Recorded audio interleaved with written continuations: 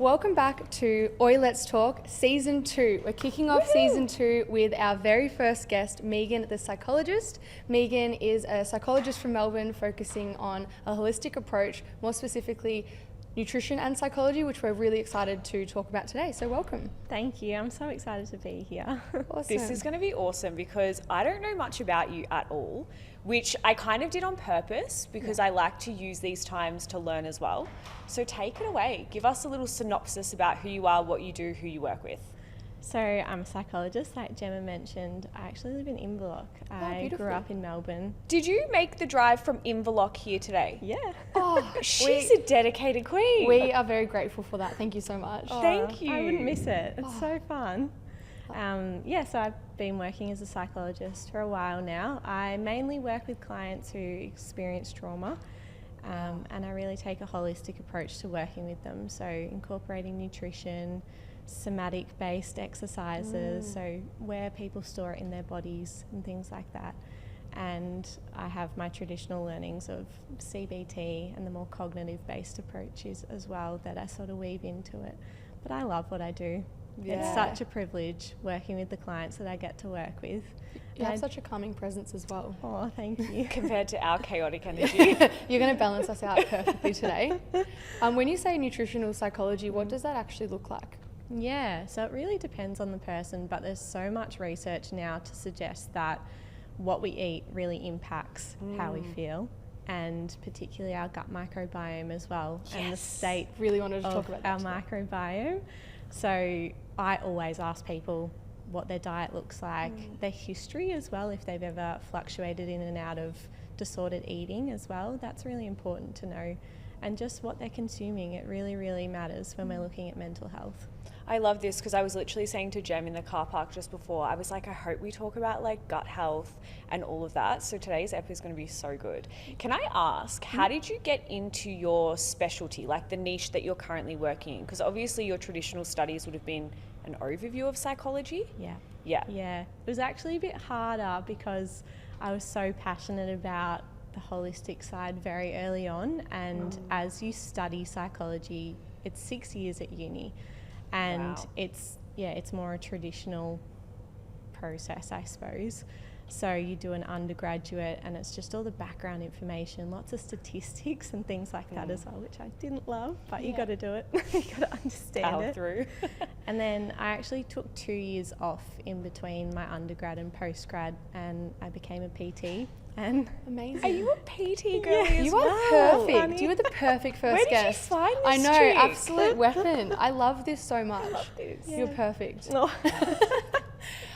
But that was, like, I always knew I was so passionate about having a holistic approach. So I focused on the exercise side of things and really developed skills in communicating and working with clients, because that's something that you don't get in your psychology degree until you reach your 5th year. And it's a long way to go if you can't talk to people or you don't have those people skills. So Did you do a lot of placement in your psychology degree? You do it in your 5th and 6th year. Right, okay, so they really push it out to the end. Yeah. So you do 1,000 hours of placement and you try and get it in all different kinds of settings. Yeah. Yeah. So did you have a turning point where you were like, okay, no, I want to go more the holistic approach, like after doing your PT cert? Yeah. There was a uni that was created. I went to it when in its 2nd year, I think. Yeah.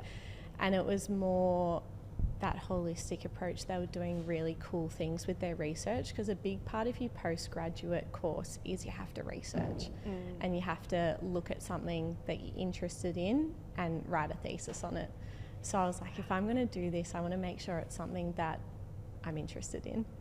So I did my research on the gut microbiome and looking at how we can use pre and probiotics to support anxiety, and how we can use nutrition to support anxiety as well. So that was really interesting. So that was a big turning point when that uni was created, and I was like, that's the place for me. Is that relatively new within the last 5 to 10 years? Yeah. Yeah. So it's based in Heidelberg. It's a private psychology Yep. uni Yeah. called ISN Psychology. Yeah. So do you have to do your psychology degree first to then be able to move into this university? Yeah. Yeah. They do offer undergraduate now, Yeah. I believe. So it's really good that people can move all the way through it. But Yeah. I went to 2 different unis and sort of changed over once they were created. So that was I was really glad to go there. Yeah, it seems like it was a fit made in heaven. Yeah. When you're thinking about psychology and nutrition, because I think that we're super interested in this topic and something that we think just makes perfect sense, but I don't necessarily see this spoken about much online in the psychology realm. And I'd love to know what some of the clients that present to you, what kind of recommendations you see occurring over and over and over again in terms of changes that they can make to their diet to actually improve their mental health. Yeah, that's a really good question. It's not spoken about enough, and I think we're starting to see it come out in the research a lot more, which is so wonderful. The main thing that the research suggests is whole foods. Just more whole foods, like plant-based foods that are food, basically. Yeah. We see so many processed foods on the market these days, and our bodies weren't designed to break them down, but breaking down whole foods is really, really good for our gut, and eating a diverse range of whole foods is really, really good for our gut microbiome and then our mental health. Are there any reoccurring kind of deficiencies that you've seen a clear link, for example, low omega-3 status or zinc and things like that, that are kind of, you know, every second client is kind of having similar themes with? Yeah. I have a naturopath on our team, so she can do those sorts of tests and look at deficiencies and explore all those different kinds of things, but the main ones we see in mental health are zinc, omega-3s, your B vitamins, all those different Iron kinds. for women as well? Yeah, iron is a main one. Yeah. Sometimes with low iron we need to do a bit more investigating, because it can mean that your gut microbiome is impacted in some way, or your gut lining isn't intact, and your iron's seeping out somewhere. So there's so much more we can look at when someone has low iron. But yeah, How that is cool. a big one. So does this obviously connect into anxiety within women? Yeah, right. Explain a little bit about that, because I know our listeners are going to freaking love this episode. Absolutely. Yeah, so anxiety is a really big one. When we are feeling anxious, I'm not sure how much you know about the nervous system, but our sympathetic nervous system is activated. Fight or flight. That fight or flight response. And that helps us survive. It helps us have that energy, that big rush, and that's what that anxiety feeling is. When our body does that, all our nutrients get diverted into systems that help us survive. So they're not going to creating better moods for us. In those moments, our body isn't thinking, I need to be happy and I need to not worry about things, because that is very, very functional in that moment. Your body needs to worry. So when someone is experiencing more chronic anxiety, that's when we see nutrient deficiencies, because your body is in that fight or flight stage and it's using those nutrients for other systems rather than nourishing your body and creating serotonin, because that's where we get serotonin from. We get it from our food, and tryptophan, I'm not sure if you know about it, that is a precursor to serotonin, and we get it from our food. And when it's being used in other ways, it's not being used to make us feel good. When you spoke at the start of the episode about, was it somatic healing, different techniques to do with anxiety, what does that actually look like? Yeah, it really differs on the person. I suppose I work a lot in the trauma space, and there's lots of really wonderful research and some really good books that suggest that trauma is stored in our body. Yeah. Isn't it that book, Your Body Keeps a Score, is it? I haven't read it yet, but everyone recommends it. It's phenomenal. It's such a good book. Bessel's work was really pivotal, I think, and it got a lot of people thinking about it really differently, and I think it just really solidified what people were seeing in their clinics as well and with clients. People might have a sensation in their body. If they experience anxiety or if they've been through trauma, there might be a particular area of their body where they hold it and somatic-based techniques can help you really identify it and release it. Is this along the same lines? Because I've heard of people presenting with a certain sickness, and then when they go through kind of facing, whether it be, you know, doing some inner children work, or whether it be facing whatever the trauma it is, that those symptoms go away. Yeah. What does the actual research show about that? Because I know in principle it makes sense, but I'd love to know diving a bit deeper, what that actually means. Yeah, it's so interesting when you witness it with your clients, because it's amazing and it's such a privilege doing that work. I suppose the hard thing is with the research is it's more case studies, so it's harder to do it on a larger scale, of course, because we don't have the same person going through the same things, storing it in the same area of their body. So it's really a case by case basis. Yeah. What are some of the healing techniques that you use in practice regularly? Yeah, I love doing inner child work. I think it's really interesting, and it's just amazing seeing people connect to themselves. I really like getting people to come back home to their bodies and just be back in their bodies. So many people live out of their bodies and don't even realise it. They're on that autopilot mode, just going through the motions of the day, and they don't have that awareness of what's going on in their body, or they just don't have time to be. I use a lot of mindfulness-based techniques as well. I think they're really What are wonderful. your like top 2 mindfulness tips that you would use, if you can tell us? Yeah, no, I love mindfulness. I think meditation is a really good one. I think going into meditating and a meditative practice, people really need to check their expectations as well, because I think so often people go into it and they go, well, I can't clear my mind. Like, that's just ridiculous. But that's not the goal of meditation. Yeah. And we really need to check those expectations before we start practicing those things. If you were to give someone, because I know that a lot of people would have resistance to meditation, especially if they're always like go, go, go, and then telling them to slow down, it would kind of sound like the worst thing ever, as we're basically talking about ourselves. But essentially, if you were to say to someone who feels that way and has that initial resistance, what would be some good tips to just start? Yeah, guided mindfulness, guided meditation. All meditation is just having an anchor back to the present moment. And if you have someone's voice being able to guide you through that, when you catch yourself drifting off or feeling busy, you can just bring yourself back to that anchor, which is that person's voice. And that's all mindfulness and meditation is. Yeah. Meditation for me, I don't know if you've tried meditation, Gem. I'm assuming I've you have. listened to meditation before, but not enough consistently. Yeah. I always found it so hard. So my brain is always busy, but when I was taught to meditate, I say in quotations, I was taught that you're meant to silence the voices in your head, or like the noise in your head. So for me, every time I did it, I would come out of meditation being like, well, I just failed at that because my brain's not fucking quiet. And then I had resistance to wanting to do meditation again. And I always found it really hard, like it was like an uphill battle. And then I remember I was in Bali. I think you were in Bali. Yeah, we were together. We spoke about this. Yeah, we did. Yeah, with Nadia. Shout out to Nadia if she's listening shout out to this. Nadia. About meditation not being that you need to quiet all the noise in your head. You just need to be able to redirect your focus and notice that, okay, cool, that thought's coming up. What can I do to redirect it back to either my breath or the guided meditation or whatever you're doing? Yeah. And that was pivotal for me, because I was like, meditation is so hard. Like, I cannot do it. And then you kind of feel a bit like a failure in this like loop cycle. Yeah. Very interesting. The thing that I really enjoyed that I tried was actually just thinking, okay, I'm squeezing my toes and then I'm working up my body and I'm squeezing my hands and releasing. And because I had something to focus on, I was able to then kind of not be darting around with so many thoughts. I could just bring it back, as you said, to your body. And that was the most useful form of meditation for me when I have tried it. Yeah.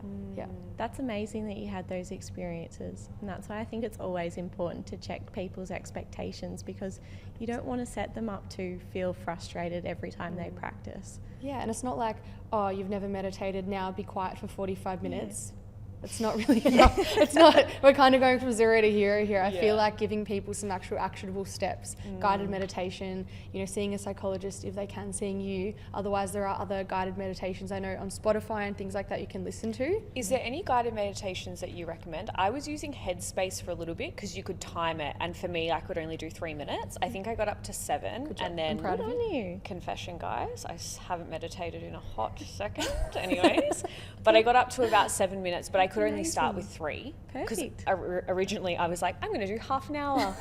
That's the Set issue. yourself up to fail. That's probably because we don't have anything, if we don't speak about this enough, like what it actually looks like in actionable ways, we kind of are comparing ourselves to maybe someone we follow who meditates for an hour. Meditates for an hour. Maybe they've been doing it for 7 years. Like we actually don't know. So I think it's actually a really good conversation to have. Just like start with 3 minutes, start with an app, start with an easy way, and then ease into it from there.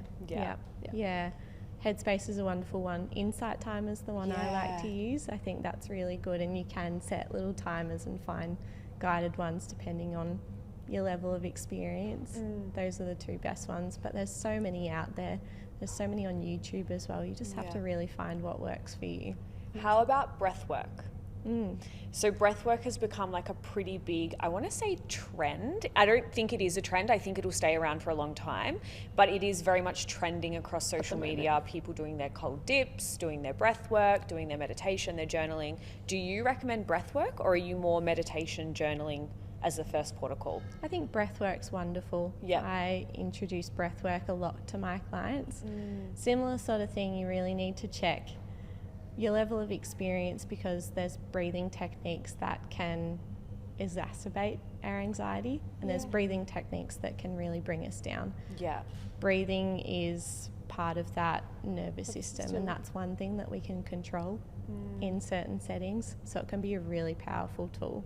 When we talk about breath work, as in I'd imagine as exacerbating it would be of breathing heavy, not controlling it. Are you thinking more along the lines of like box breathing, if someone was to do it themselves where they're counting to a certain tempo? Is that what you'd recommend? Yeah, box breathing's a really wonderful place to start. If you feel like you're in more an anxious or a panic state, box breathing isn't going to be so great. You don't want to be holding your breath in those moments, because that signals to your body that we maybe have oxygen, we maybe don't when we're going through those holds and then breathing. So it's really good to practice outside of those times, but a really good one to practice during those times is a longer exhale, because that signals to our body that we're safe and we have enough oxygen. Wow. I love that. Yeah. That's something I didn't know, because I always thought when I'm feeling a bit anxious or a little bit rattled about something, I'm like, oh, just box breathe. And I'll hold my breath for 4 seconds, but that's probably not doing any good. Yeah, it can be helpful, but there's better alternatives. Yeah, so longer exhale. Longer exhales. Longer exhale. How long would you recommend? It really depends on what you're comfortable with, but aiming for 6. So maybe breathing in for 4 and then exhaling for 6. You just want to make sure that that exhale is longer. That's a great little takeaway. There's going to be so many nuggets from this episode, but that's going to be one that I'm sure our listeners are going to love as well. I wanted to move into more questions along the lines of stress, because I know that that's something that you have a lot of, your clients presenting with.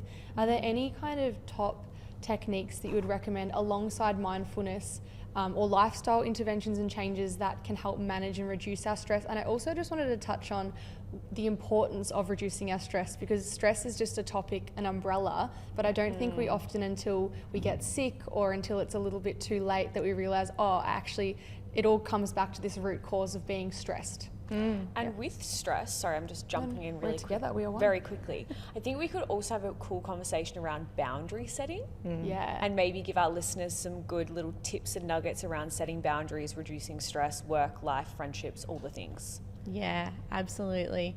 I think when we talk about stress and even anxiety, it's a very similar thing that's happening in our nervous system.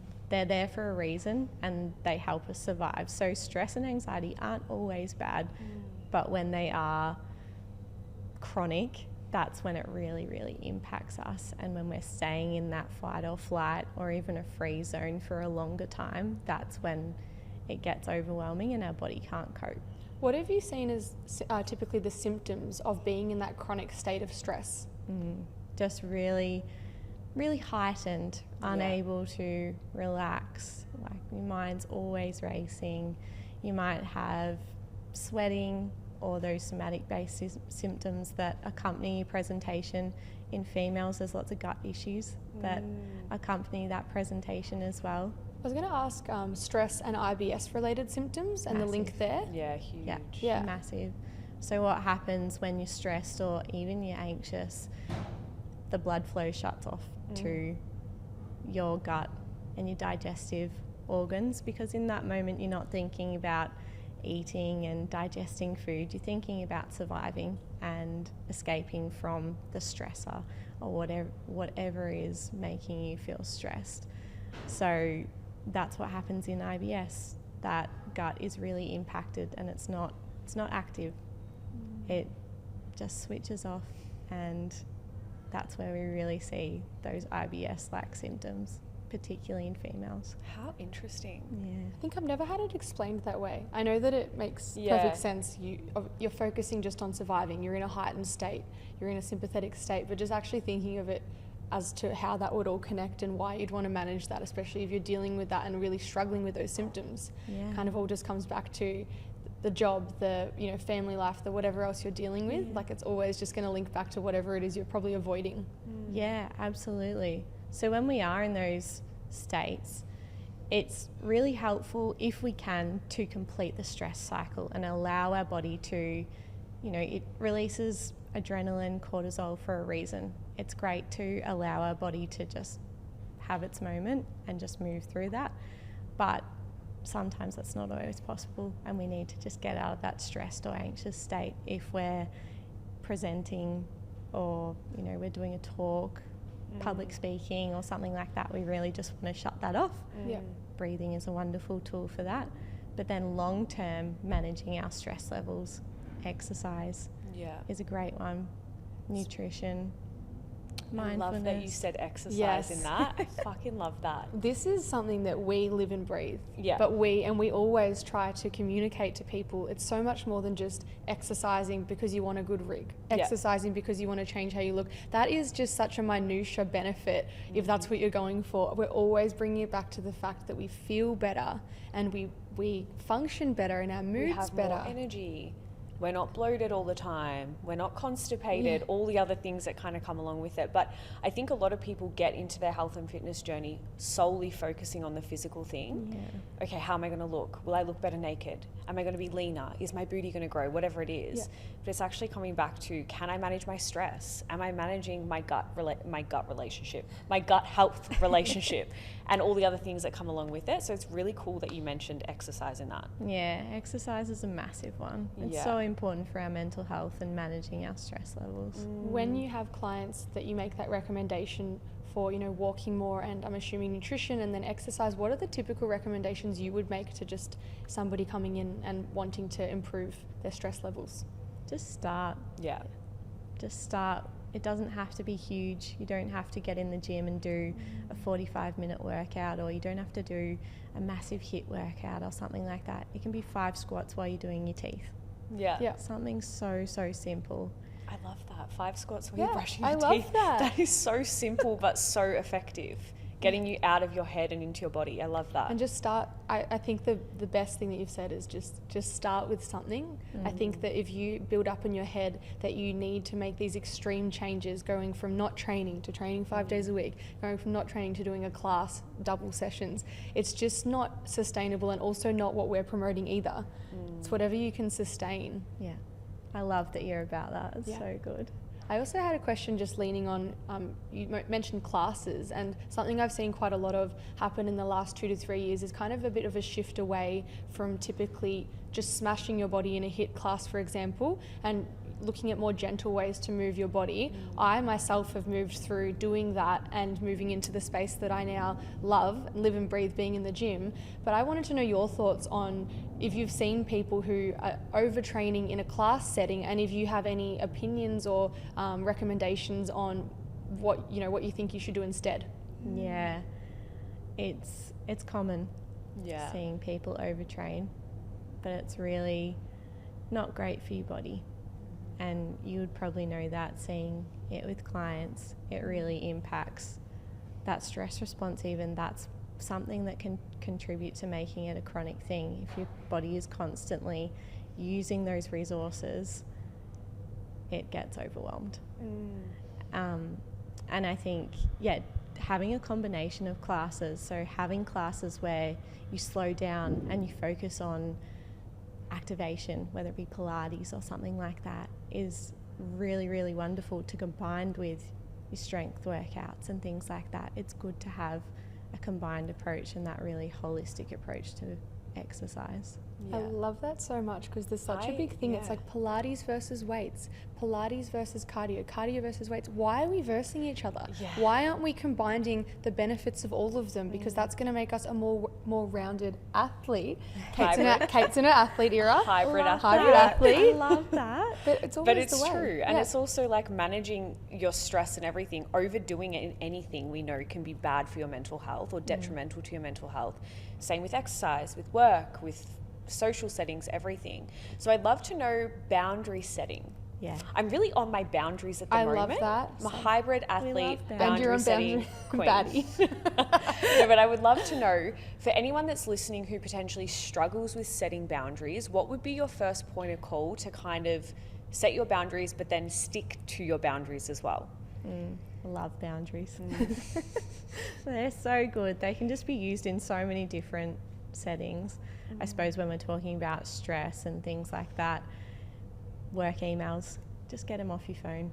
Yes. Just remove access. That can be a really good boundary to set with yourself. It's going to feel uncomfortable to start off with. I think managing those expectations around that when you do start setting boundaries. And I always use this quote, particularly when you're setting with boundaries with other people, is the only people who benefit from you not having boundaries is the people who, oh, hang on, I've messed it up. No, I know where you're going. Take two. Another take two. The only people who benefited from you not having boundaries was the people who were used to overstepping them. That's it. Yeah. I knew where you were going with that as well. I was like, it makes sense to me. Yeah, no, 100%. But that's right. They're the only people. Yeah, and that's a really big one when you're setting boundaries with other people. It feels uncomfortable to start off with, but if you set boundaries with yourself, it's going to be a lot easier to manage other people's expectations of what they've been used to taking from you in the past. Yeah. I once got taught this little trick. I can't remember who from, so I'm just plagiarizing someone else's words, but bear with me for a second. This is not a quote by Kate Morris, okay? But try setting boundaries when you're starting to set boundaries and it might feel like a very uncomfortable thing. Start setting them with people you know and trust. So for example, if, I'm just going to use you, Gemma, sorry. For example, Gemma was calling me. You know, I was going to say calling. So Gemma was calling me 5 times a day, for example. I wasn't. She Just so wasn't. know. But this is an example. Yes. Calling me 5 times a day, I could say to her, like, I only want you to call me 2 times a day. And then it's up to me to not answer those phone calls outside that 2 times. But I feel comfortable in that space to set that boundary with that friend. Yeah. Is that a good place to start? That's a wonderful place to start, starting with safe people that you feel like you're comfortable with and they will respect your boundaries. Yeah. I also think finding and holding people close to you and giving access to people that will respect your boundaries. Not everyone has to have that access. You're not going to be able to please everybody, but that's also okay. You don't need to. Yeah. I think that's also really important to touch on because it may feel uncomfortable, but you're not necessarily losing something that you want to have anyway if it means that it's at the expense of your own mental health. Yeah. Absolutely. And that's where we really need to get clear on who someone is as a person and what they really value in life and how we align boundaries to their values. And it might look like disappointing other people, and that's totally okay. But if you've grown up in a family where you were taught to please everyone else and other people could never be disappointed in you, it's going to feel uncomfortable. Yeah. Yeah. I want to circle back. Yeah, circle back. We're jumping all over the place today, but I have so many questions. I want to circle back to the nutrition and gut health and nutrition and mental health for a second, because I think that this is such an interesting conversation. I think we didn't touch enough on it.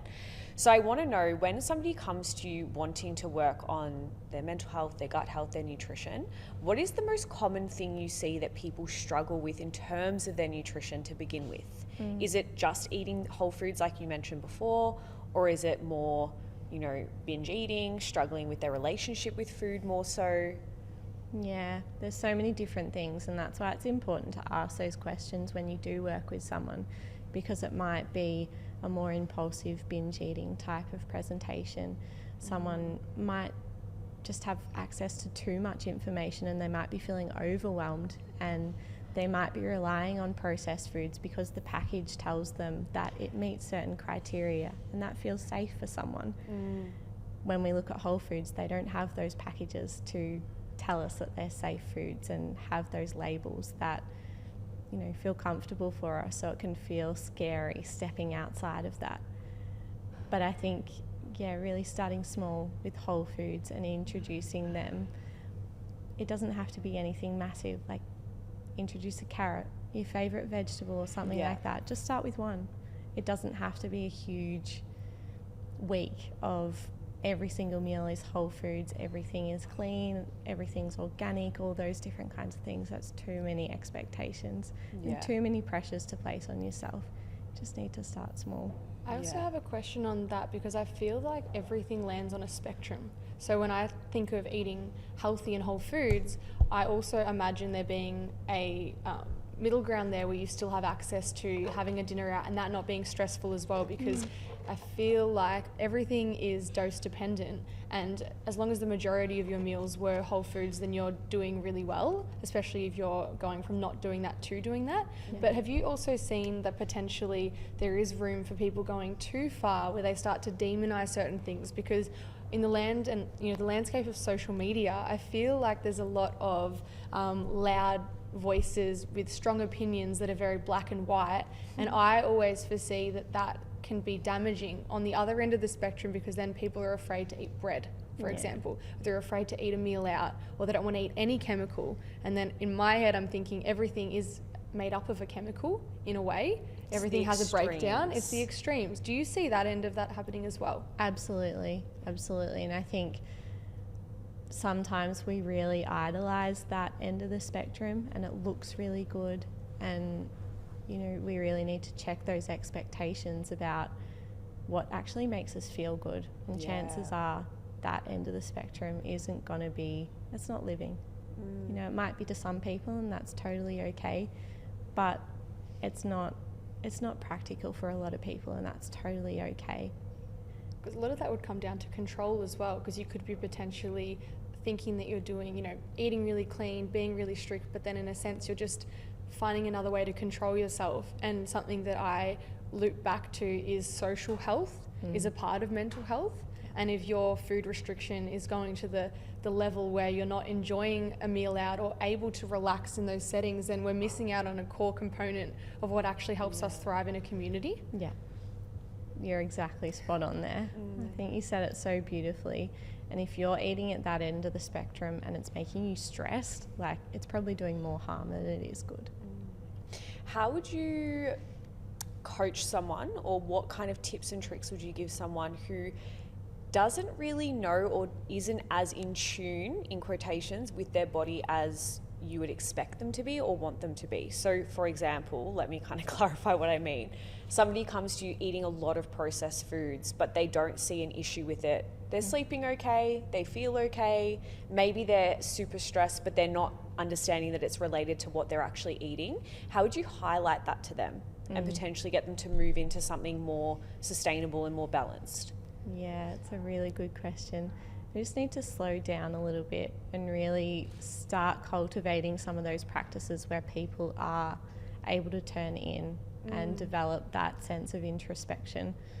That might have served a big purpose for some people, tuning out of their bodies and not being in tune with them for a long, long time. And that's where we might need to do some deeper work and figure out what is the root cause of that.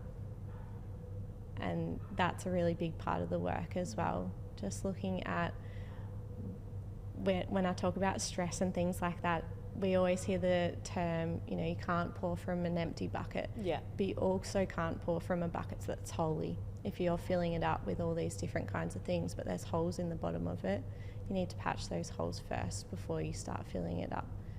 And I think that's really something that I try and work by as well, that we need to look at those deeper things that are going on for someone as well. I love that. Yeah, that's really good. Yeah, I love that analogy. That's definitely another. We've got multiple mic drop moments this episode. Yeah, there's lots of nuggets in here. You're an amazing guest. I'm just going to say that again.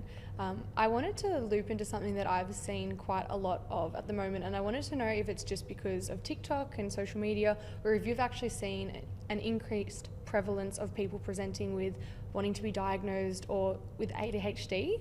So whether they have seen people post, these are the symptoms and they're relating to that, or whether they've always had kind of underlying things that they've wanted to get some advice on. Are you in clinic seeing that as well? Yeah, definitely. I think particularly in females, there's a lot more empowerment in diagnosing ADHD in females at the moment. We're seeing a lot more people feel informed, but it's really important to make sure you're getting that information from the correct sources, because there is a lot out there that is just talking about the natural human experience, and it might not necessarily be ADHD. But I'd love to talk about that point as well. What would you, if you were going to have a distinct line in the sand between the natural human experience and ADHD symptoms, where would you draw that line? Yeah, ADHD is a really broad presentation. We have more the inattentive type, which is what females typically present with more, and that's why they sort of fly under the radar, because they're that quieter presentation, whereas in boys it's more that hyperactive, impulsive presentation, and they're a lot more overt in their behaviours, and they're the ones that generally get picked up in the schooling system because they're disrupting other people in the classroom. So when we look at childhood, the rate of diagnosis is, I think it's for every 2 boys that get diagnosed, it's 1 girl that gets diagnosed. But then as we're moving into adulthood now and we're seeing more females get diagnosed, it's slowly moving to 1-to-1. Yeah, wow. Yeah. How interesting is that? It's so interesting. It's funny because when I think back to primary school, I did not have any female friends that were diagnosed with ADHD or ADD, but I had a lot of males in my classroom, and like I remember them being disruptive and being diagnosed with it, but females absolutely not. But now I see a very big wave of women, maybe even just feeling like they have the power to speak up and actually seek help, which is obviously incredible.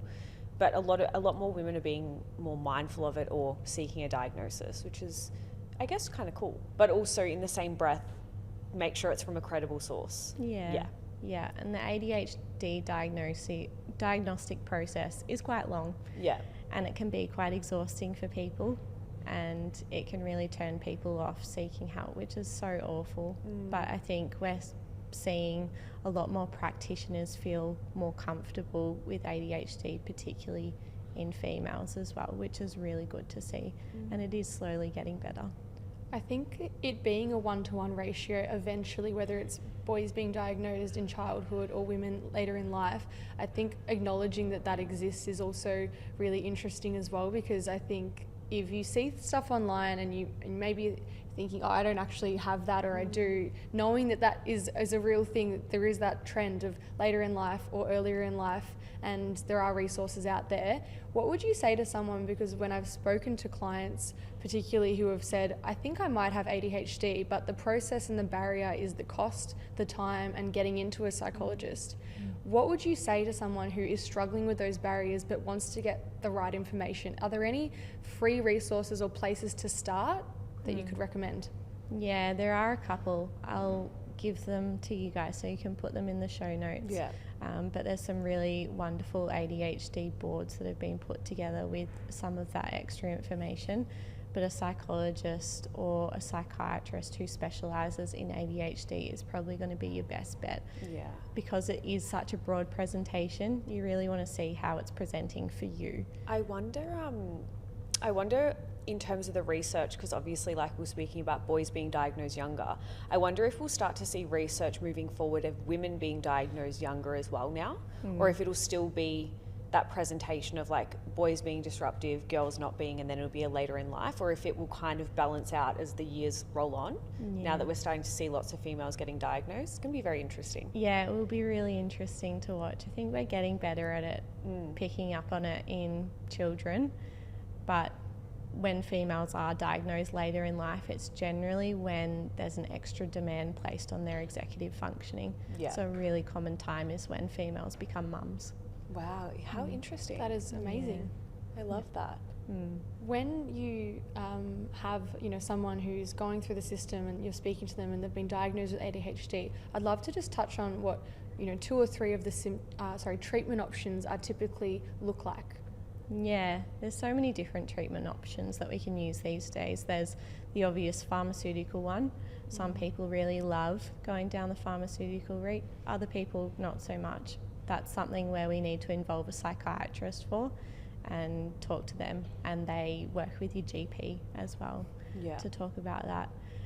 There's really wonderful research now to suggest that our gut microbiome, all links. I love it, So we linking love it that. back. Link it back. The state of our gut microbiome can really influence someone's presentation of ADHD as well. Wow. So someone can go down the route of doing a gut microbiome map and looking at their particular bacteria and their makeup in their microbiome as well.